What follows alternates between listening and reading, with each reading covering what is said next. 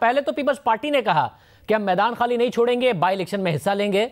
फिर आपने भी कह दिया, और दायरा आप क्योंकि तर्जुमान हैं मरियम नवाज के और नवाज शरीफ के, तो ये माना जाता है कि आप जो कह रहे हैं वो उन्हीं का मौक़िफ़ है। तो अगर आप लोग भी बाई इलेक्शन में हिस्सा ले रहे हैं तो और इस्तीफ़ा भी देने जा रहे हैं जैसे कि आज मरियम नवाज साहिबा ने कहा, तो ये क्या एग्जैक्टली पॉलिसी है? क्या कंफ्यूज हैं आप लोग?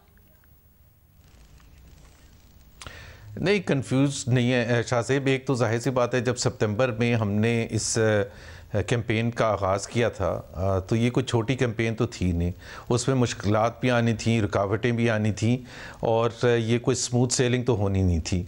और जब 11 जमातें एक साथ बैठती हैं तो उसमें सबको एक प्लेटफॉर्म पर रखना, एक ही पॉलिसी और एक ही स्ट्रेटजी के साथ चलना कोई आसान काम नहीं होता, क्योंकि स्टेक्स डिफरेंट हैं। पीपल्स पार्टी के स्टेक्स डिफरेंट हैं, JUI के डिफरेंट है, PMLN के डिफरेंट है। बावजूद इन डिफरेंसेस की वजह से PDM अभी तक अल्लाह का शुक्र है इंटैक्ट है और चल रहा है। अब जहाँ तक बाई इलेक्शंस का ताल्लुक है, जाहिर सी बात है हमें तो नहीं पता था, क्योंकि ये तो इतने महीनों से बाई इलेक्शंस ऑन होल्ड थे कोविड की वजह से या जिस वजह से भी। अब इलेक्शन कमीशन ने ऐलान किया है। अब उसमें हमारे लिए एक बहुत बड़ी अपॉर्चुनिटी भी है कि इलेक्शंस में हम हिस्सा लें और उन इलेक्शंस में वोट के ज़रिए ये एस्टैब्लिश करने की कोशिश करें कि अवाम किसके साथ खड़े हैं। क्या उन फोर्सेस के साथ खड़े हैं जो PDM के साथ हैं, PTM के प्लेटफॉर्म की तरफ देख रही है, या हुकूमत की तरफ देख रही है।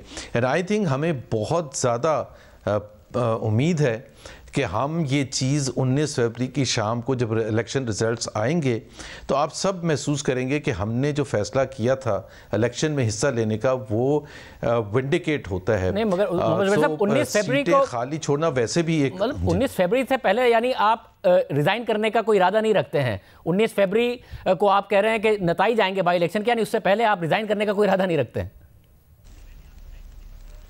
नहीं, देखिए अभी हमने जो, इससे कोई कॉन्ट्रडिक्शन नहीं है। अभी थोड़े दिन पहले जब बाई इलेक्शन का स्केड्यूल आया भी नहीं था तो PDM की जब लास्ट मीटिंग हुई थी 14 तारीख को, उसके बाद जब मौलाना फजलुर रहमान ने और प्रेस कॉन्फ्रेंस मरियम नवाज साहिबा और बिलावल और दूसरे लीडर्स भी शामिल थे, तो उसमें जो प्लान अनाउंस किया था वो ये था कि 31 जनवरी तक हुकूमत को डेडलाइन दी थी कि आप रिज़ाइन कर दें। फेलिंग विच 1 फरवरी को PDM अपनी नई स्ट्रैटेजी अनाउंस करेगी जिसमें 2 चीज़ें होंगी, एक लॉन्ग मार्च और दूसरा इस्तीफ़े।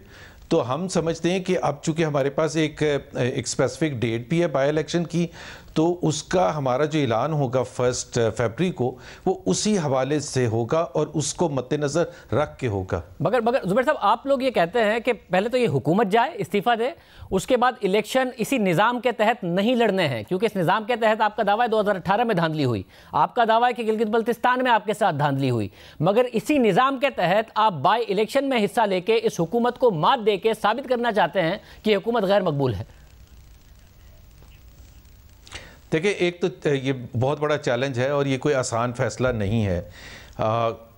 आसानी सिर्फ इस लिहाज से है कि 2018 के जनरल इलेक्शन के मुकाबले में चंद सीटों पर बाई इलेक्शन पर आप नज़र ज़्यादा अच्छी तरह रख सकते हैं, और आपको ये भी पता है कि ये क्या कुछ हो सकता है प्री इलेक्शन, इलेक्शन के दिन वोटिंग के ज़रिए। और सबसे ज़्यादा जो हैरान कुन बात थी, हमारे लिए सरप्राइज़ एलिमेंट था 2018 में, काउंटिंग के दौरान किस तरह से गलतियां हो सकती हैं। सो हमारी जो नज़र है वो उस पर रहेगी। एंड हम 2 चीज़ें हो सकती हैं, या तो हम सीधा सीधा जीतेंगे अगर कोई धांधली ना हुई, कोई प्री पोल रिगिंग ना हुई, या इस किस्म की धांधली अगर करेगी हुकूमत तो वो उसको एक्सपोज करने में भी आसानी होगी। सो आइदर वे मेरा ख्याल है हमारा जो स्ट्रेटजी है वो कामयाब रहेगी। मतलब आइदर वे आप अपने आप को सेफ कर रहे हैं हर तरफ से, कि अगर जीत गए तो साबित कर देंगे कि हुकूमत गैर मकबूल हो गई है, हार गए तो कह देंगे प्री पोल रिगिंग हुई थी, या फिर इलेक्शन डे रिगिंग हुई थी, या फिर बाई इलेक्शन है, बाई इलेक्शन में तो हुकूमतें जीत ही जाती हैं।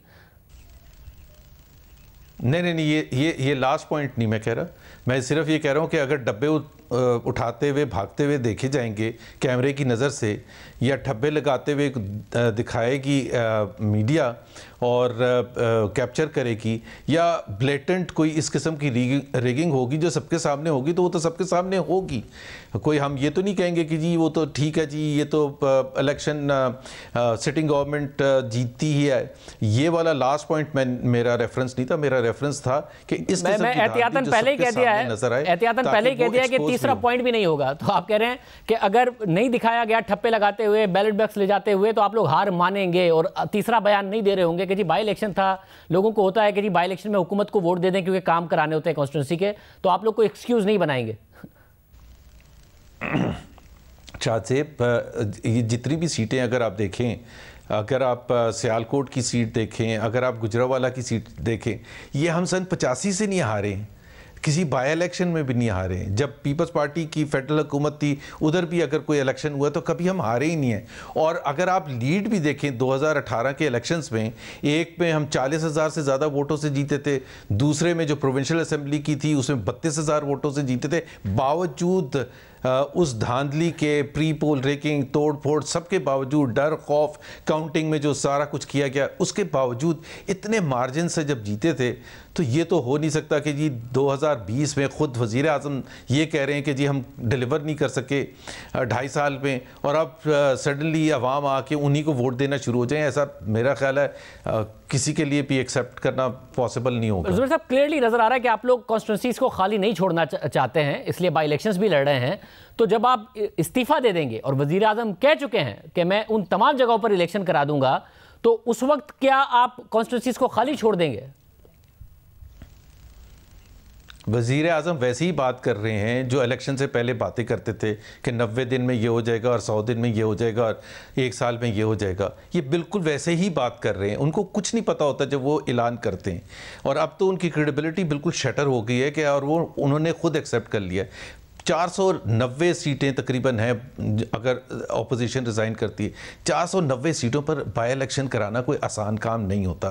क्रेडिबिलिटी ख़त्म हो जाएगी। एक पार्लियामेंट्री सिस्टम में अपोजिशन अगर बैठे ही ना, तो कैसे पार्लियामेंट्री सिस्टम चल सकता है? जुनेजर साहब की 1985 की पार्टीलेस इलेक्शंस के बाद भी पार्टी फॉर्म की गई, मुस्लिम लीग पार्लियामेंट्री पार्टी, और तब जाके एक ऑपोजिशन और ट्रेजरी बेंचेस में तफरीक हुई और निज़ाम चला।